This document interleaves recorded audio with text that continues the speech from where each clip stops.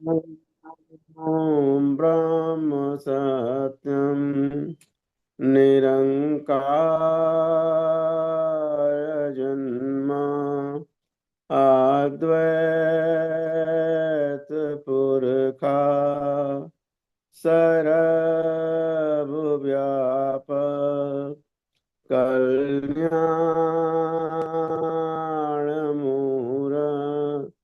परमेश्वराय नमस्तम्। ॐ ब्रह्म सत्यं निरंकार जन्म अद्वैत पुरखा सर्वव्यापक कल्याणमूर्त परमेश्वराय नमस्तम्। परमेश्वराय नमस्तम्। परमेश्वराय नमस्तम्। ॐ ब्रह्म सत्यं सर्वदा। ओम ब्रह्म सत्यम सर्वदा।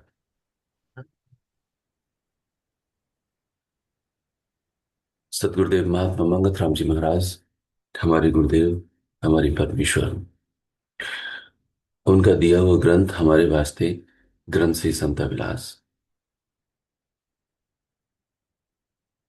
सातवां उपदेश आत्मिक उन्नति का मुख्य साधन और चौथा साधन सत्संग।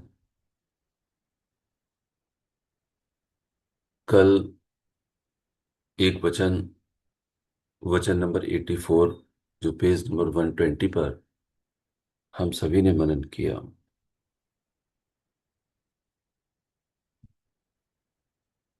इस वचन को पहले भी हमने कई बार पढ़ा होगा,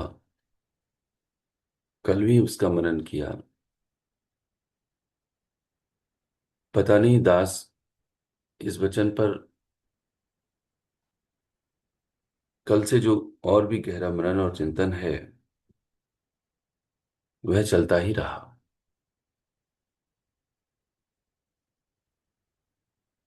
इसलिए पुनः इस मनन प्रक्रिया को जारी रखते हुए कि हमने सत्संग इतनी बार सुना है, हम सत्संग इतनी बार सुनते हैं, लेकिन फिर भी क्या वजह है, क्या कारण है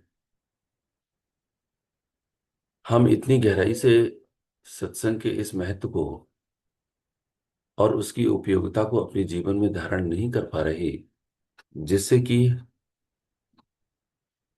हमने अपने ही कल्याण के मार्ग को,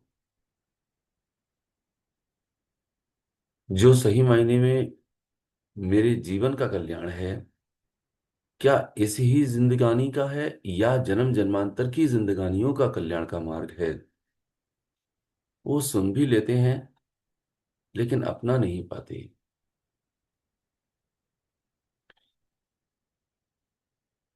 बारंबार एक एक बिंदु पर उस गहराई से मनन करने की पुनः पुनरावृत्ति हुई। मेरे ही परमेश्वर ने मुझे इस बात पर गहरी चोट पहुंचाई कि पहली ही लाइन में श्री महाराज जी कहते हैं कि कल्याण मार्ग का सार साधन है, क्योंकि कल्याण का मार्ग है। और कोई हम में से ऐसा नहीं, या पूरी कुल कायनात में हर किसी को सत्संग सुनने का और मनन करने का जितना भी जैसा मौका मिला, उसने फिर भी अपने ही कल्याण के मार्ग को नहीं चुन पाया। ये सुनने के बाद भी कल्याण के मार्ग की ओर बढ़ नहीं चला। क्यों नहीं बढ़ा? क्योंकि जीव को अभी भी कल्याण का यह मार्ग सही दिखाई नहीं दिया। जिसको यह पता हो कि पूरब की ओर जाना है और वही मेरी मंजिल है, वही मेरा ठिकाना है, वही सुख है, वही शांति है, वही चैन है, वही अमन है, वही मेरा है, वही मेरा सब कुछ है, वह पूरब की ओर ही है, तो फिर वह पश्चिम की ओर क्यों चलता रहता है? क्योंकि आज भी मैंने अपने गुरु, अपने परमेश्वर को सही मायने में हृदय से स्वीकार नहीं किया है।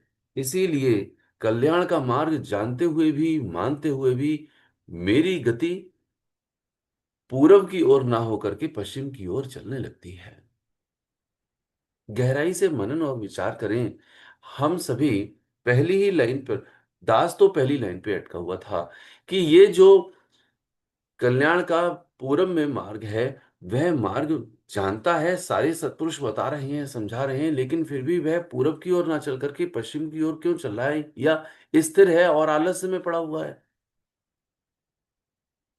मुझे और आपको ये बात पता हो कि दुकान पर जाने में या मेरी सर्विस में जाने में बीच में कहीं आतंकवादी बैठे होंगे, मुझे जान से मार देंगे।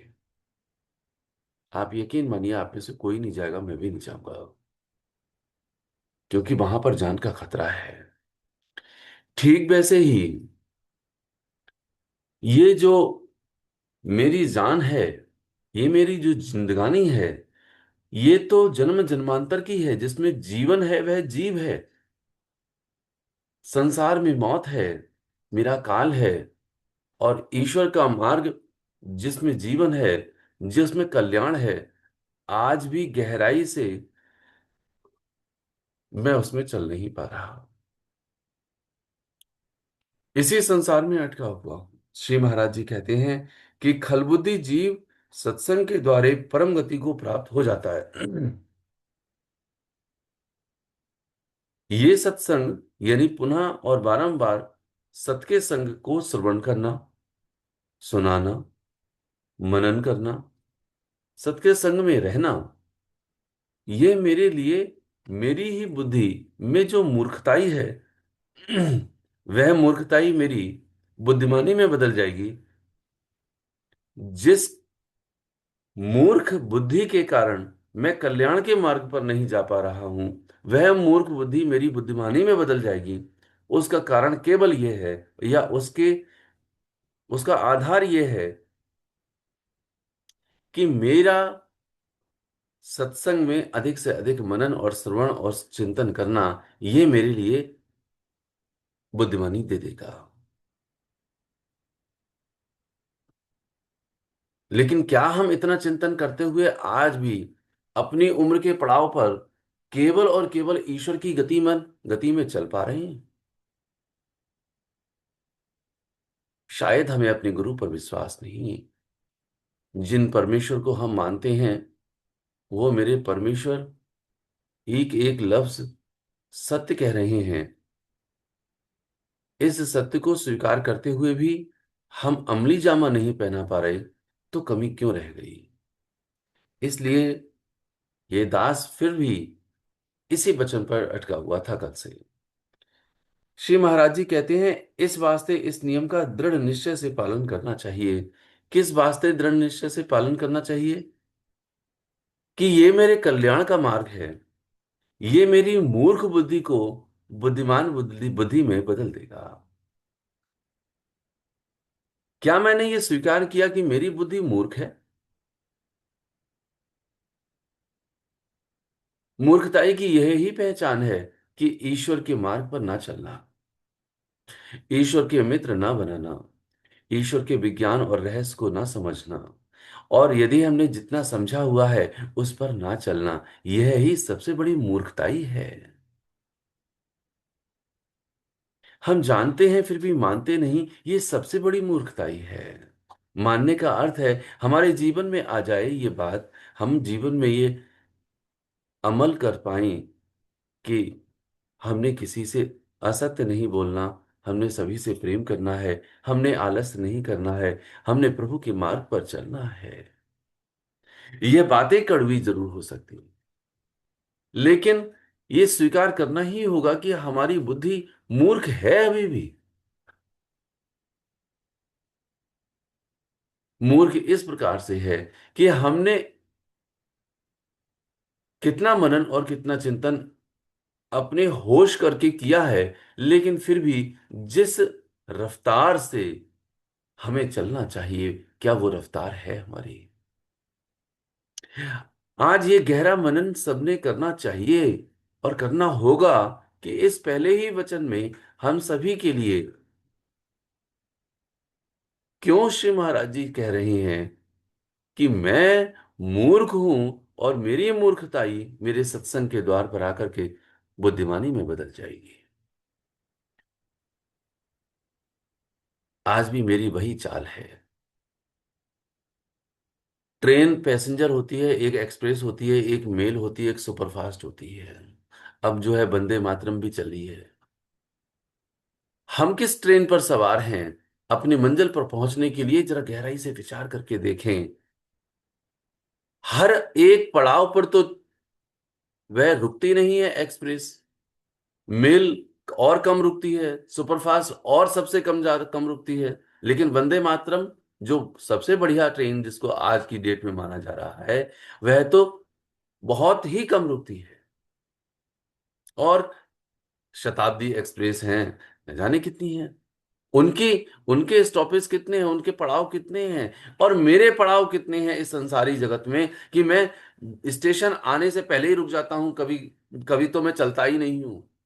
मेरा सिमरन कितना बना हुआ है, तो मेरी बुद्धि मूर्खताई में कितनी प्रबल है, ये विचार तो करके देखें। श्री महाराज जी कहते हैं इस वचन में कि हर वक्त सत्संग में प्रेम रखना चाहिए। ये हर वक्त की बात है।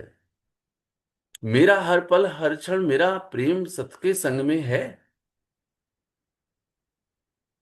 सत्संग की व्याख्या तो बड़ी प्रबल है। जिस संग से, जिस संग में मेरा सत बना रहे, जिस लम्हे में जिस क्षण में मेरा संग सत अर्थात ईश्वर से बना रहे, मेरे मंत्र का जाप चलता रहे, मेरे सतशास्त्र का मनन चिंतन निधिध्यासन चलता रहे, वह संग सत का संग अर्थात सत्संग हो गया।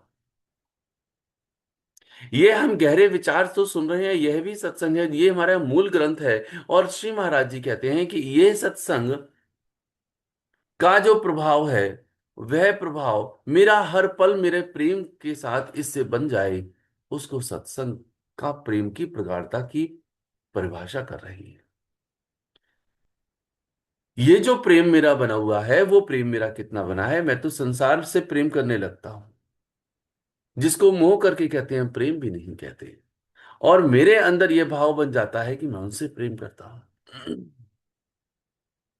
श्री महाराज जी कहते हैं कि सत्संग ही मुक्ति की नौका है। सत्संग ही मुक्ति की नौका है। क्या मैंने अपने आप को मुक्त करने के वास्ते अपने अंदर दृढ़ निश्चय किया है? यदि किया है तो मुक्ति की नौका यानी सत्संग में सवार हो जाना, ये मेरा प्रथम वरीयता का बिंदु है। जब मैं मुक्ति की नौका में सवार होऊंगा, अर्थात सत का संग करूंगा, हर पल हर क्षण करूंगा, तो मैं चप्पू चलाऊंगा दो। जो चप्पू मेरा सेवा का और सिमरन का होगा, सेवा के यथार्थ स्वरूप के लिए, सिमरन के यथार्थ स्वरूप के लिए, सिमरन की सफलता के लिए, यह सत्संग नौका है। जिस नौका में सवार हुए हम अपने भवसागर से पार करना चाहते हैं अपने आप के लिए, तो जो मुक्त ही नहीं होना चाहता वो इसमें क्यों सवार होगा? क्या हम सवार हैं? यदि सवार हैं तो क्या हम सत्संग को इतना महत्व जो संसार में है उससे कहीं ज्यादा महत्व देते हैं? यदि नहीं देते तो इसका मतलब है कि हमने आज भी अपने आप को मुक्ति हमने चाही ही नहीं है। जीव ने मुक्ति ही नहीं चाही, तो जीव वह न सत्संग की नाव में क्यों बैठेगा? इसलिए श्री महाराज जी हम सभी से कहते हैं कि सत्संग ही मुक्ति की नौका, यानी ही का शब्द प्रयोग किया है, इसका मतलब है भी नहीं है। जिसे कहते नहीं है यह भी खा सकते हो और यह भी खा सकते हो, ये दो विकल्प है, यहां विकल्प ही नहीं है। सत्संग ही मुक्ति की नौका है, इसका अर्थ है केवल वन, एक ही प्लान, एक ही ऑप्शन है। दो विकल्प वहां तो, जैसे हमारे प्रश्न उत्तर में आते हैं, एक सत्य है और एक असत्य है, यहां तो केवल एक ही है विकल्प दिया हुआ है कि सत्संग ही मुक्ति की नौका। क्या मैंने ये विचार किया इस बात के लिए? इस सत्संग से ही मेरी मूर्खताई मेरी बुद्धिमानी में बदल जाएगी, तो मुझे कितना सत्संग श्रवण करना चाहिए जब तक कि मैं यानी बुद्धि यानी जीव, मेरे अंदर यह बुद्धिमानी ना आ जाए कि एक ईश्वर का मार्ग ही मेरे लिए इस मानुष चोले का उद्देश्य है।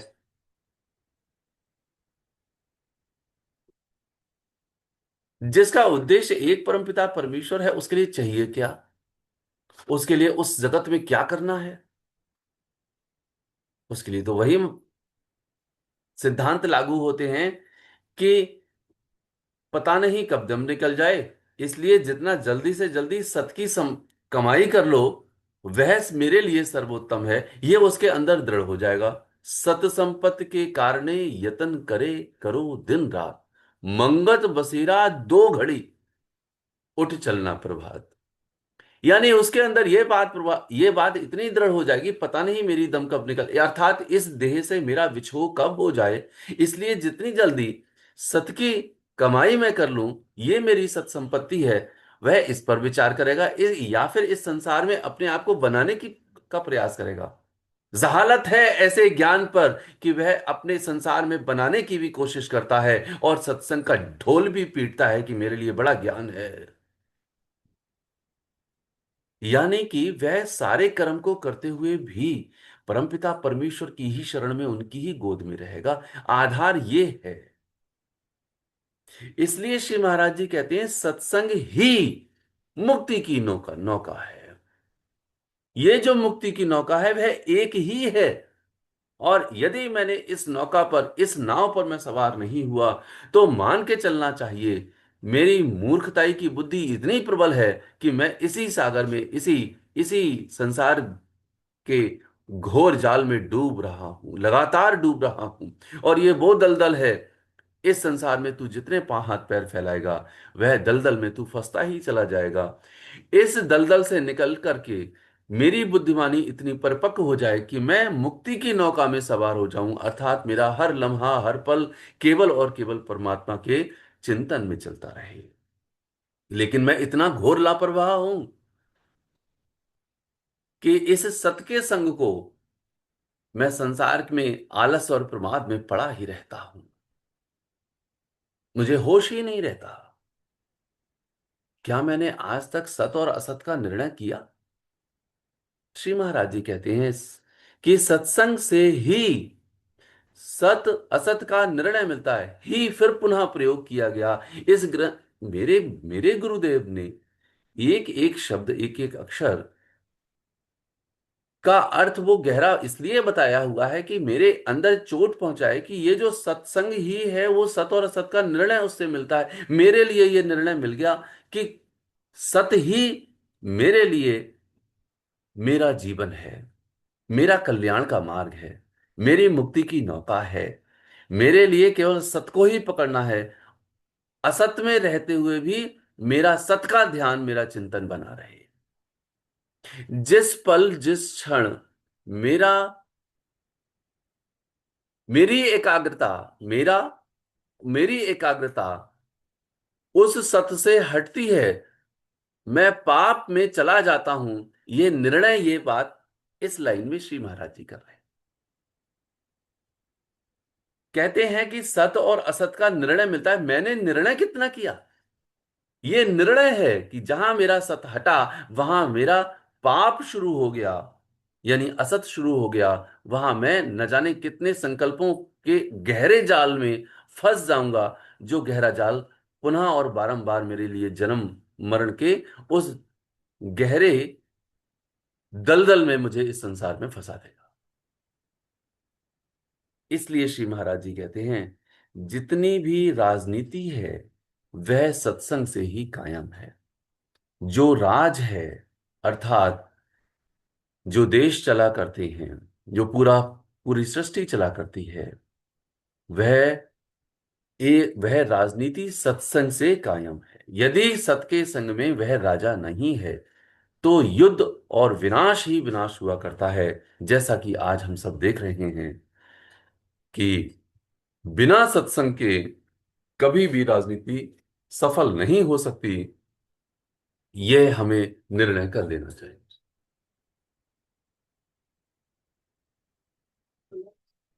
श्री महाराज जी कहते हैं कि सत्संग से ही प्रेम और एकता प्राप्त होती है।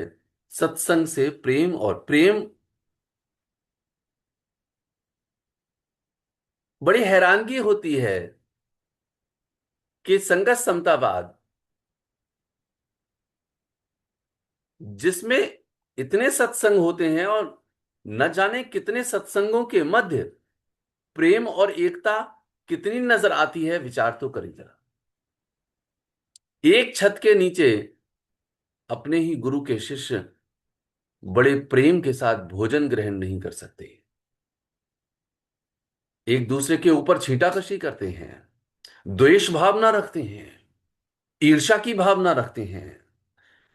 श्री महाराज जी कहते हैं कि जो ईश्वरीय मार्ग से पतित हो जाए उससे बेअंतहा दर्जे का प्रेम कर। और यहां पर यह है कि यदि कोई मेरा सत्संगी गुरु भाई कोई कुछ गलत करता भी नहीं है, तब भी उससे ईर्ष्या और द्वेष होने लगता है।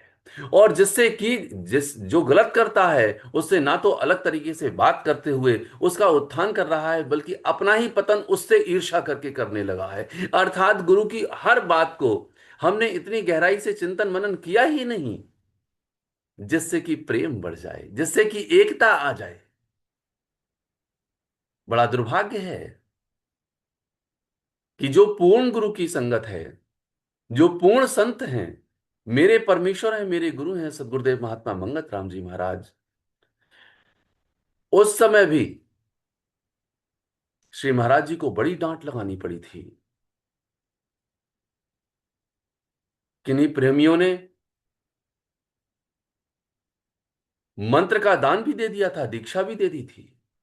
कई प्रेमियों ने अपने ही स्थान पर अपने ही अड्डे जमा लिए थे। ये सब कहने की बात नहीं है, लेकिन आज की वर्तमान परिस्थितियों में हम जरा विचार करके देखें, सत्संग का क्या प्रभाव है जब हम परमपिता परमेश्वर, जो हमारे ही पूर्ण गुरु हैं सदगुरुदेव महात्मा मंगत राम जी महाराज, उन्होंने सत्संग के आधार पर प्रेम और एकता को स्थापित करने की बात करी, और हमारी प्रेम और एकता अपनी ही संगत में कितनी है। श्री महाराज जी कहते हैं कि अपने भले बुरे का विचार हो सकता है या सकता है। अपने सत्संग से ही अपने बुरे भले का विचार हो सकता है। यानी कि जो सत्संग है, यह ही वह माध्यम है कि तू ये पहचान ले कि मेरा भलाई करने वाला मनुष्य कौन है और मेरी बुराई करने वाला। बुराई करना मतलब है कि मेरा भला केवल ईश्वर मार्ग में है, वह मनुष्य मेरा ईश्वर मार्ग का राही है, मुझे लेके चल सकता है, तो मुझे उससे मित्रता करनी चाहिए। कौन मेरा बुरा कर रहा है, बुरे का मतलब है कि मुझे कौन इस संसार में गोते खिला रहा है, उससे मुझे मित्रता नहीं करनी है, उससे मुझे दूरी रखनी है। उससे यह ध्यान रखना है हर हालत में कि भैया, मेरा मार्ग तो अलग है, मेरा पूरब का मार्ग है, तुम्हारा पश्चिम का मार्ग है।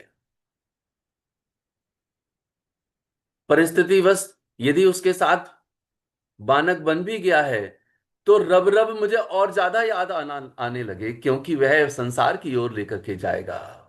और किस क्षण ऐसा आएगा कि मेरा जो भला करने वाला मनुष्य है, साथी है, मैं उससे मिलाप कर लूं, मैं उससे मिलन कर लूं, मैं उससे वार्ता कर लूं, मैं उससे इन रहस्यों के बारे में और चर्चा कर लूं, अर्थात सत का संग कर लूं।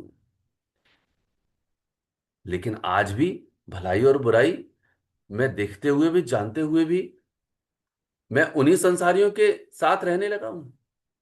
श्री महाराज जी कहते हैं कि इसका अर्थ यह है कि तूने न जाने कितनी बार सत्संग किया, उसके बावजूद भी अपने भले मनुष्य के संग नहीं पकड़ते हुए दृढ़ किया। भला मानुष मेरा कौन है। श्री महाराज जी कहते हैं कि सत्संग से ही परम शांति को प्राप्त हो सकता है। यानी कि किसी और भी साधन ऐसा नहीं है, सत के संग से ही तू शांति प्राप्त करेगा और वो भी परम शांति होगी। तो मैंने इस साधन को क्यों नहीं पकड़ा। अच्छा पकड़ा तो इस प्रकार क्यों नहीं पकड़ा कि मेरी मूर्ख बुद्धि मेरी बुद्धिमान बुद्धि में बदल जाए। सत्संग ही असली धन है। ये जो ही का प्रयोग है, इसका अर्थ है कि मेरे लिए केवल एक ही विकल्प दिया हुआ है, मेरा धन केवल सत्संग ही है। सत्संग ही असली धन है। मैं असली धन को तो संसार में कमाने के लिए दिन रात निकलना शुरू कर देता हूं, उसका चिंतन करता रहता हूं कि किस प्रकार मेरा बढ़ जाए। अरे भैया, इस देह के लिए उतना ही धन कमाने का यत्न करो जितने की इसकी जरूरत है। इसलिए शास्त्र कह रहे हैं, साईं इतना दीजिए जामे कुटुंब समाए। अरे तू तो इतना कर रहा है। जैसे दास को एक बात याद आती है कि एक गेहूं का ट्रक किसी राह से जा रहा था। उस ट्रक से एक बोरी किसी रस्सी के ढीला होने पर बोरी उस गेहूं की रास्ते में गिर गई, और वह जो ट्रक था वो चला गया। जैसे ही बोरी गिरी वैसे ही वो फट गई। जब वो फट गई, अर्थात सारा का सारा गेहूं उसमें से निकल गया। अब उसमें आने वाले पक्षी, चिड़िया, कबूतर, चील, जो भी पक्षी थे, वो सारे के सारे आते गए और वो अपना दाना चुनते गए। जिसके बच्चे नहीं थे वो खुद अपना दाना चुन गए, जिसके बच्चे थे वो दाना थोड़ा सा डबल ज्यादा ले लिया, जिससे कि बच्चे के मुंह में डाल दें, क्योंकि वो उड़ नहीं सकते थे। बस इतना किया और इतना करने के बाद चले गए। और भी जीव जंतु आए, वो अपनी अपनी जरूरत के आधार पर चले गए, लेते हुए ले लेकर के जा रहे थे। एक मनुष्य देख रहा था, और वो कहते हैं कि जब मानुष आया, यानी कि मनुष्य आया, आदमी आया, तो उसने क्या काम किया, सारे के सारे अनाज के यानी गेहूं के सारे दाने बटोरे और बोरी में भरे जो बिखरे पड़े थे, और पूरी बोरी उठाकर लेकर चला गया। वो कितना खा सकता है। ये मेरा हाल है। मैं पेट भरने की कोशिश नहीं करता हूं, मैं पेटी भरने की कोशिश करता हूं। जो मेरे घर में पेटियां भरी हुई हैं, वो पेटियां कभी भरती नहीं है, वो ट्रंक कभी नहीं भर सकता। इसलिए श्री महाराज जी कहते हैं कि सत्संग ही असली धन है। वो धन है, लेकिन मैंने अपने सत्संग में कितना श्रवण किया। मैं तो आज भी वो धन जो यहां पर छोड़ करके जाना है, मैं उसी धन को कमाने में लगा पड़ा हूं। वो कह रहे हैं शास्त्र के आधार पर कि सत संपत्ति के कारण यतन करो दिला। वो जो सत संपत्ति है, वो उस संपत्ति की बात कर रहे हैं। ये असली धन है, जो तेरी इस जन्म में ही नहीं, इस देह के वास्ते ही नहीं, बल्कि न जाने कितनी देहों को तू प्राप्त करेगा, उसमें भी यही धन काम आएगा। लेकिन मेरा दुर्भाग्य ऐसा है कि न जाने कितने सत्संगों को श्रवण करते हुए मैंने आज भी इस संसारी धन को ही प्राप्त करने में और यतन करने में और मनन चिंतन करने में ही अपना वक्त जाया कर दिया। तो मैंने सतगुरु की बात कहाँ सुनी और कहाँ मानी। वक्त इजाजत नहीं देता। दास रह रह करके इसके हर बिंदु पर इस तरह से गहरा मनन करते हुए कि सत्संग से ही सब विजय पाता है, सत्संग ही के समान सुगम और कोई कल्याण का साधन नहीं है, इसको हम सुन सकते हैं। सत्संग से ही राजा, प्रजा, देश सुखी रहता है। सत्संग से सब उपद्रव नाश होते हैं। ये ये इतनी इतनी गहरी लाइनें हैं कि मेरे अंदर न जाने कितने ताप से तप रहा हूं, लेकिन फिर भी मैंने सत्संग से सुनकर के चैन आज भी मैंने ठंडक नहीं पाई, तप ही रहा हूं। इसका मतलब है सत्संग को ठीक प्रकार से मनन आज तक मैंने नहीं किया, श्रवण नहीं किया, उसका स्वाध्याय नहीं किया।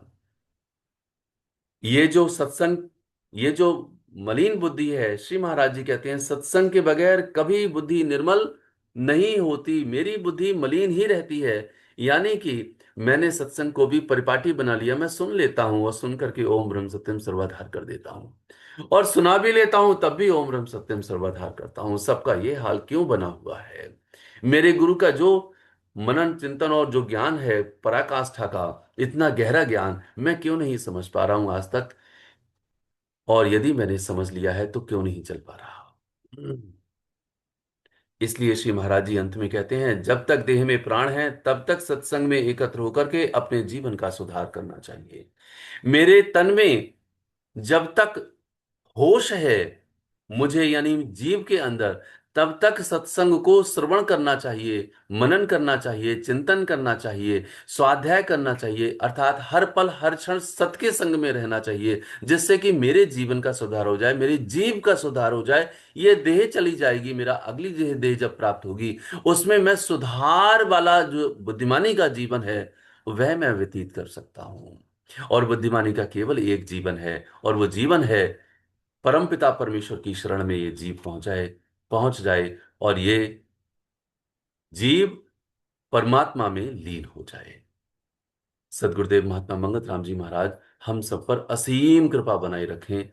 ऐसे गहरे मनन के लिए बारंबार अपने अंदर प्रश्न उत्तर करते हुए अपने परमेश्वर से रह रहकर से उनसे प्रार्थना करें कि हे प्रभु, हम पर कृपा करो, हम पर कृपा करो, न जाने कितने जन्म के बिछड़े हुए हैं, हे प्रभु हम पर बड़ी बड़ी कृपा करो। ओम ब्रह्म सत्यम सर्वथा।